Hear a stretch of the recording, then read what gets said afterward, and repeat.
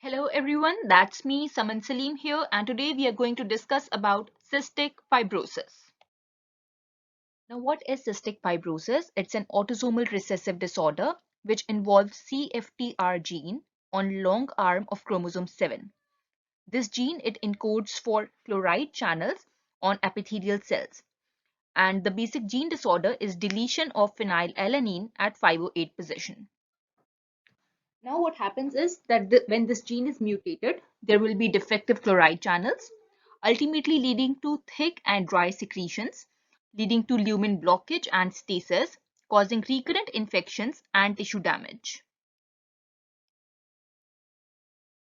For understanding of cystic fibrosis, we must understand how normally these chloride channels they work.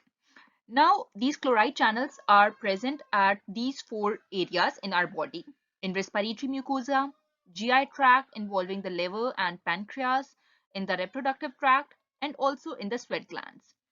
Now, its function in respiratory mucosa, GI tract, and reproductive tract is that it secretes the chloride and water into the secretions, and thus it makes the secretions more watery, provides an appropriate environment for the functioning of these cilia.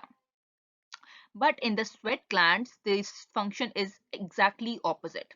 In the sweat glands, it reabsorbs water and chlorides back into the cells and thus thus conserves all the important electrolytes and water of our body.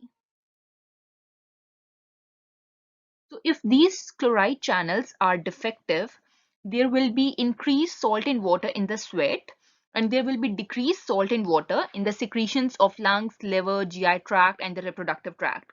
Thus, there will be very thick and dry secretions. When these secretions are very thick and dry, there will be ciliary dysfunction in the lungs, causing repeated infections. These repeated infections will ultimately cause permanent lung damage and will lead to bronchiectasis. Now, when these people they are having continuous fever and cough, recurrent chest infections, they normally present with recurrent chest infections to us. In GI tract, these thick secretions will cause meconium ileus. Now, what is meconium ileus? It is the lack of passage of meconium in the first 24 hours. If the child does not pass meconium, that is called as meconium ileus. And also they will cause distal bowel obstruction in the adolescents. In liver, there will be thick bile leading to CBD obstruction, cholangitis, biliary cirrhosis, and ultimately portal hypertension. In the pancreas, initially the exocrine part is affected only, which will cause malabsorption and steatorrhea. Later on, in 25% of the individuals, endocrine part is also affected, leading to diabetes type 1. In reproductive tract, when the cilia cannot function properly, there will be infertility in men as well as in females.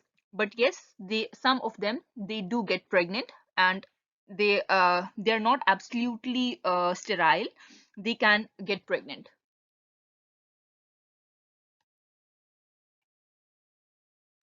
Now, how do we diagnose cystic fibrosis? We can do sweat electrolyte testing either by the either by electrical stimulation or by pilocarpine stimulation. If the total chloride in sweat is more than 60 millimole per liter, that is diagnostic of cystic fibrosis. We can also do genotyping of these individuals to exactly know the type of mutation and gene defect. We can also do the nasal membrane potential. When the epithelial cells they cannot push the sodium and chloride out of the cells, they become more positive. So there will be differences in as compared to the normal individuals. In the neonates in many countries, immunoreactive trypsin is done as the screening test. And if we want to diagnose cystic fibrosis antenatally, we can do amniocentesis. But of course, this test is only advised to those individuals if both the parents are carriers. Coming on to the management of cystic fibrosis, as the main symptoms are recurrent chest infections, so the main management will be towards the lungs. We offer them regular chest physiotherapy, and there is three types of nebulization therapy that we offer them. First is hypertonic saline. We give them regular nebulized hypertonic saline, so that this hypertonic saline, what it will do, it will cause high osmolarity in the lumen. It will draw the water from the apical cells into the lumen, causing the secretions to be less viscous and more watery. Secondly, we give them nebulized recombinant human DNAs. What it does is it acts as a muculator and it breaks the mucus plugs. After making the secretions more watery and after breaking the mucus plugs, we give them nebulized antibiotic therapy, either colistin or tobramycin, and that is the three nebulizations that we give them on regular basis. Now, children, they mostly get infected with Staph aureus. These are some MCQ questions that I have placed here. In children, most common infection is Staph aureus, and we give oral antibiotics for that. In adolescents, the most common organism is Pseudomonas, and we give IV antibiotics for that. As the condition worsens, we have to give them home oxygen and non-invasive ventilation. For theoretical purposes, we can do ultimately bilateral lung transplant, but practically it's not that feasible because they have generally very poor condition. For pancreas, we can give them oral pancreatic enzyme supplements and fat soluble vitamin supplements that are vitamin A, D, E, K. If they develop type 1 diabetes, we can give them insulin therapy. Generally, one thing that we should do is to provide them with a high caloric diet. And since they cannot absorb fats and proteins very well, we have to give them high carb diet. The ultimate aim is to give them a very high caloric diet. If you can achieve that, if you can have a good weight, that is going to change the prognosis. It has a very positive impact on the prognosis of these patients. The ongoing research in cystic fibrosis is mainly directed at molecules that can correct the CFTR gene defects like ivacaftor, and also about the somatic gene therapy. What we do in somatic gene therapy is that we prepare multiple copies of the normal genes.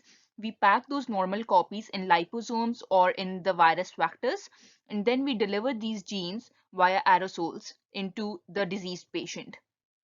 And we are hoping that it will work, and thus we will be able to treat cystic fibrosis. As we have discussed previously, that 50% of the individuals now live up to the age of 30 to 35 years.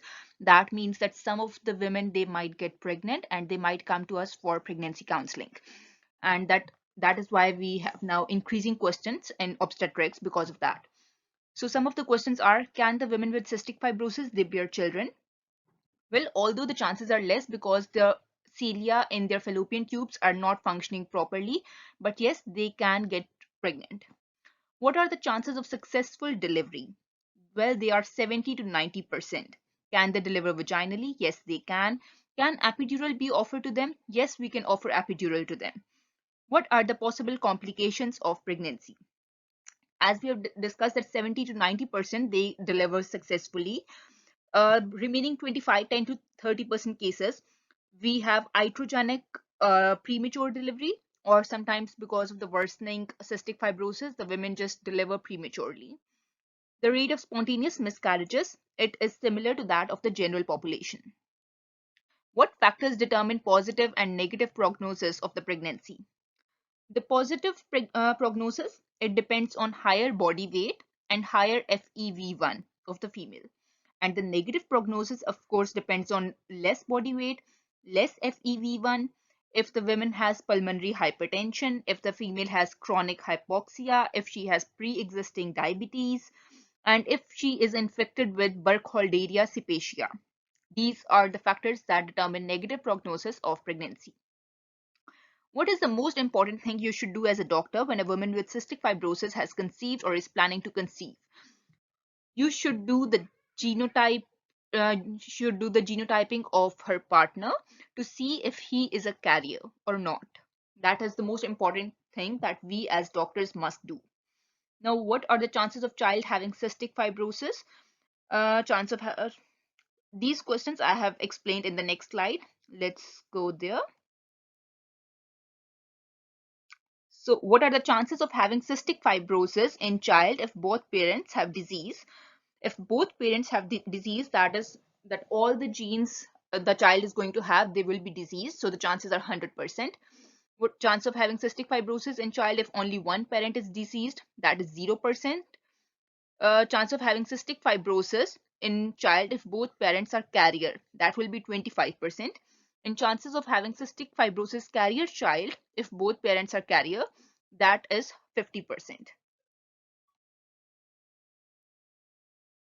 Thank you so much for watching this video, and if you have any questions, please drop them in the comment section. Thank you.